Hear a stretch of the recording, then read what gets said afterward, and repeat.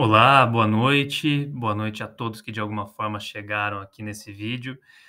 O canal já estava parado há quase um ano, conteúdo desatualizado aqui, e na verdade eu tinha um projeto, uma intenção de voltar no início do próximo ano, com alguns vídeos tratando de atualidade, de política, de história, né, de algo que a gente possa agregar aqui, gerar discussões, gerar um espaço de debate até mesmo em formato de live era a ideia, só que hoje eu fui, aguçado por alguns fatos que ocorreram e decidi antecipar, não tinha programado nada, mas decidi começar, a retomar o canal a partir de alguns temas que foram destaques na mídia hoje, né. A começar pelo golpe no Peru, e vamos tentar trazer alguns pontos aqui para o debate e questionar alguns pontos que foram colocados também pela chamada mídia tradicional, né. Como vocês sabem, Pedro Castillo, presidente do Peru, eleito cerca de um ano e meio, vinha passando por diversos problemas no governo, com dificuldade de composição de governo, passou por 3 processos de impeachment e hoje, na tarde de hoje, o Pedro Castillo foi detido. O Pedro Castillo está detido nesse momento, está preso em Lima, né, e vamos tentar entender o que é que aconteceu e os impactos que isso pode ter aqui nas redondezas da América Latina, principalmente aqui para o Brasil, com o governo eleito que toma posse dia 1 de janeiro. Primeiro destacar que a grande mídia tentou colocar como uma tentativa de golpe de Estado do Pedro Castillo, pelo fato dele ter tentado dissolver o Congresso peruano. Lembrando que o Congresso peruano ele não é como o brasileiro, não é como o estadunidense, ele não é bicameral, né? Ele tem apenas uma, eh, uma Câmara que é composta por 130 integrantes. E a Constituição peruana, ela vem do período do Fujimori, Alberto Fujimori, ditador peruano, né, cuja filha tentou concorrer à presidência contra Pedro de Castilho, e a filha dele, a Keiko Fujimori, perdeu. Foi extremamente apertada essa eleição e extremamente polarizada, né. O Pedro Castilho, um representante da esquerda, um homem que a mídia tradicional não dava nada para ele, mal era citado nas pesquisas, e chegou ao segundo turno e todo mundo foi tentar entender quem que era esse candidato que estava causando tanto alvoroço e que, ao fim e ao cabo, levou à presidência do Peru. É um professor, né, e um indígena, portanto, alguém que representa grande parte da população peruana, né, porque grande parte da população é indígena, e que chegou no segundo turno como a única esperança contra a filha do ex-ditador. Quando Pedro Castilho chega ao poder, né, ele enfrenta logo no início do seu governo o primeiro processo de impeachment, primeira tentativa de derrubada do seu governo, que se deu a partir de questões morais, né. Ele foi acusado de não ter condições morais de governo. Teve uma questão envolvendo a possível abertura de uma passagem, uma saída ao mar para a Bolívia, algo que já vem de alguns anos e que, na verdade, era uma troca interessante para o Peru. Ele disse que poderia acontecer mais para frente, não deu nenhum fato mais concreto disso, mas ali ele já foi acusado de traição à pátria, de não ter capacidade moral de governar o país.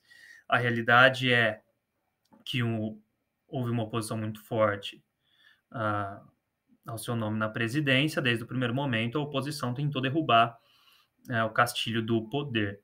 E se passaram, então, 3 processos de impeachment. Hoje ele foi cassado e foi preso. A vice já tomou posse, em um processo extremamente rápido. A gente nunca viu algo parecido, né?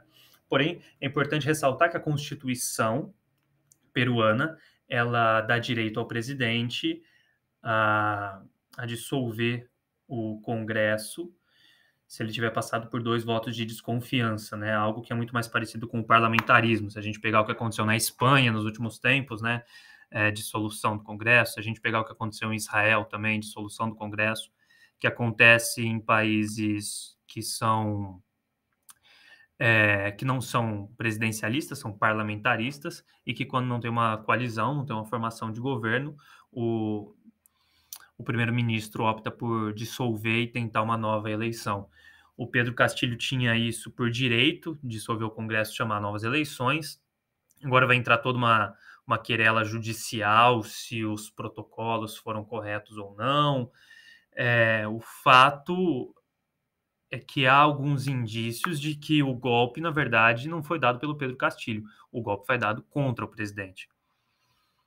E é inacreditável que, acompanhando, né, os jornais, eu não vou citar aqui também, mas eu parei em um dos mais vistos telejornais aqui no Brasil, e quem que era a convidada que estava analisando o caso era a Janaína Pascoal, uma das pessoas que assinaram o processo de impeachment contra a presidente Dilma Rousseff, e que também é preciso lembrar, né, que a Janaína Pascoal, diversas vezes, inclusive no Senado, afirmou que o processo de impeachment ele não tinha só uma base legal, uma base contábil, nem era esse o motivo principal, mas era uma questão moral, né? Então, o impeachment da Dilma, a gente sabe como que ele foi feito, quais foram as questões, ao ponto do Michel Temer, então vice-presidente, que tomou posse no lugar da presidente Dilma, recentemente fazer declarações que assustaram a todos, né? Praticamente dizendo que aquilo foi um golpe de Estado articulado, que a Dilma não tinha condições não tinha habilidade política, não tinha maleabilidade, o que a gente nunca conseguiu entender como motivo para impeachment. De qualquer forma, a Janaína Pascoal, então, convidada a comentar o processo que aconteceu hoje no Peru. E vocês imaginam para qual linha ela foi, né? Mas isso é extremamente perigoso. Ou seja, não tem uma acusação de crime contra Pedro Castilho. Não tem um objeto formal ali. É questão moral, como foi posto no seu primeiro e no seu terceiro processo de impeachment. A gente viu o que aconteceu recentemente na Bolívia, a tentativa de um golpe. Nós vimos o que aconteceu na Venezuela, né? E é impressionante a mudança que houve na postura dos Estados Unidos com a Venezuela depois do início da crise entre a Rússia e a Ucrânia. A gente vai citar hoje também o Zelensky, aqui, né, o homem do ano pela Times. A Casa Branca agendou uma reunião muito rapidamente com a Venezuela após algumas ações russas contra a Ucrânia e uma tentativa de reaproximação e retomada da compra de petróleo venezuelano.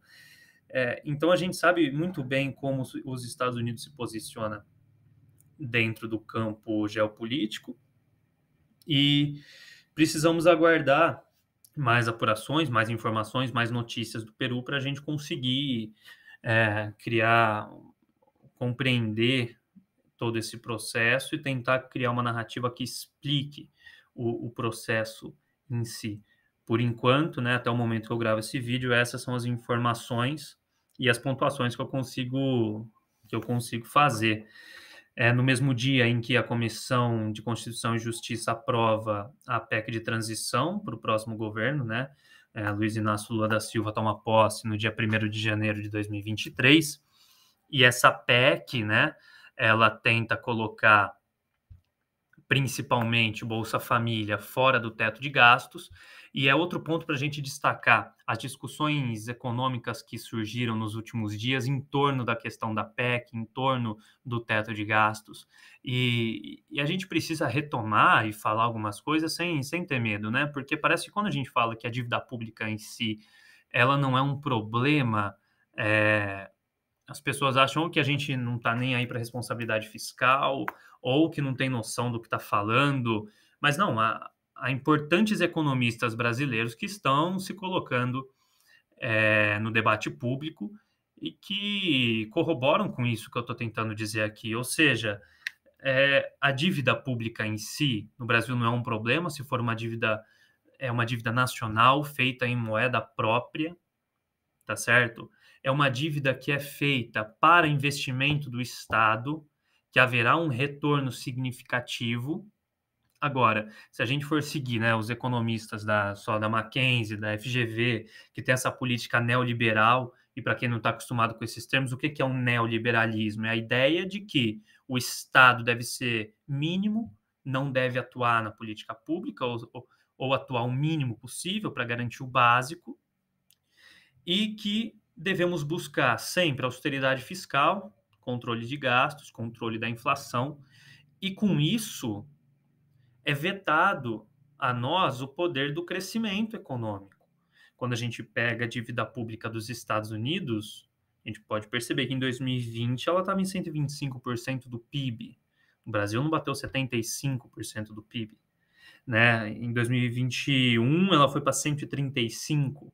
Ah, Iago, mas é um momento de crise. Evidente que sim, é um momento de crise, de pandemia.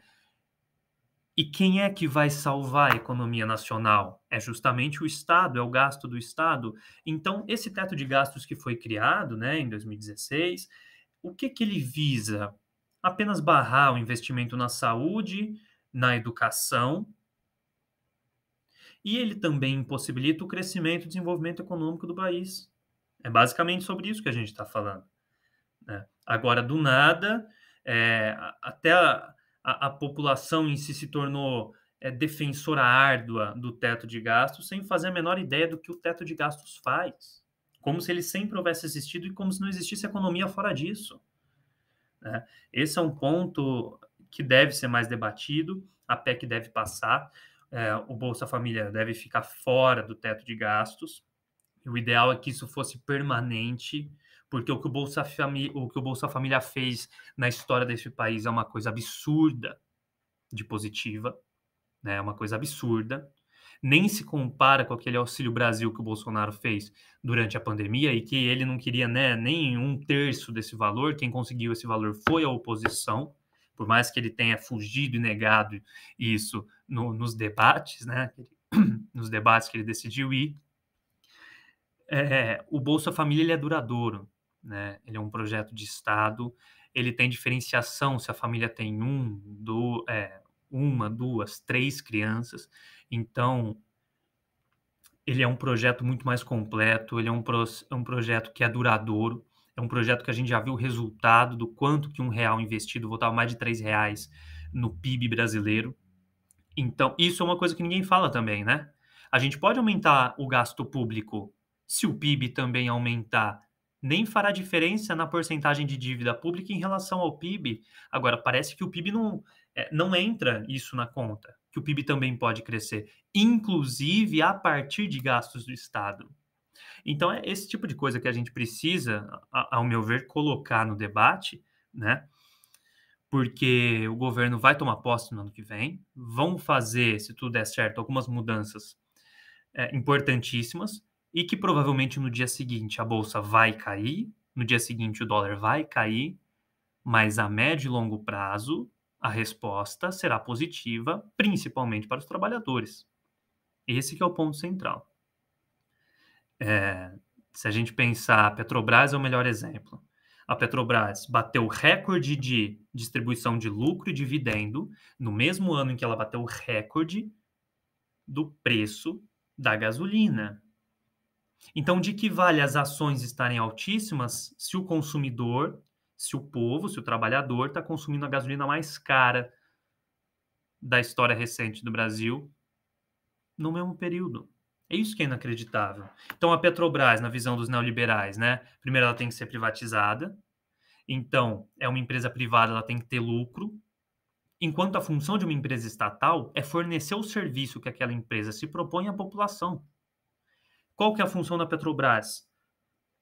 Oferecer gasolina, oferecer o diesel a baixo custo. Então, é função da estatal queimar reserva para baratear o produto, para que o consumidor, para que nós tenhamos um produto de baixo custo. Essa é a função de uma empresa estatal. Por que estão vendendo, então? Por que o Bolsonaro vendeu as refinarias? E aí o Brasil passa a ter que comprar petróleo refinado de volta, sendo que ele pode ser autossuficiente nessa produção.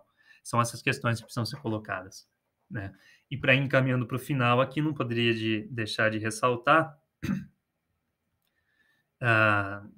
o presidente ucraniano, né, Volodymyr Zelensky, sendo colocado como homem do ano pela Times.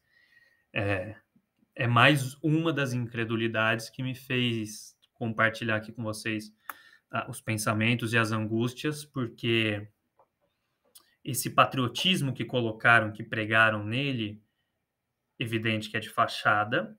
O Volodymyr Zelensky é uma fachada. O povo ucraniano está pagando um preço enorme por uma irresponsabilidade do seu governante, pela tentativa de se aproximar da OTAN, o que não é nenhuma garantia. E no final a gente passa a analisar o conflito Ucrânia e Rússia naquele velho modelo de mocinho e vilão. E a vida é muito mais complexa que isso, a geopolítica é muito mais complexa que isso. Eu fazer essa crítica ao Zelensky não significa fazer um elogio ao Putin, de forma alguma. Tampouco ficar em cima do muro e não me posicionar. O meu posicionamento é de análise. Portanto, buscar compreender a realidade concreta. Houveram diversos ataques ucranianos contra os russos em território ucraniano, né, o leste ucraniano, que é de maioria russa. Houveram diversos ataques russos e a gente está vendo o tamanho e as consequências da invasão russa, a destruição, as mortes e tudo mais. Agora a gente precisa analisar isso dentro do tabuleiro da geopolítica e entender que quando o bloco comunista se desfez, não havia um tratado militar da região. Esse tratado que existia foi desfeito. O bloco se dissolveu. O Pacto de Varsóvia não existe mais. E não existe desde a dissolução da União Soviética. Agora, por que o bloco ocidental, a OTAN, duplicou o seu tamanho, colocando bases ao redor da Rússia, ameaçando a população local? Era evidente que quando Putin e o Estado russo reunissem condições, haveria o retorno. A gente está vendo o preço desse retorno. E o preço do Zelensky manter uma postura pró-OTAN, enquanto a sua população é o seu próprio escudo. E ele é a capa da Times, ele é o homem do ano, ele é o homem de 2022. Pessoal, é isso. Quem puder dar um retorno aqui nos comentários, eu gostaria de saber o que vocês acham da gente manter um diálogo assim daqui para frente. Até estava pensando em fazer em formato de live, né? E é isso, queria saber o que vocês acham, se dá para a gente dar uma sequência e criar aqui um espaço de discussão e de pensamento crítico, beleza? Bom, obrigado a todo mundo que assistiu aí, um abraço a todos, até a próxima.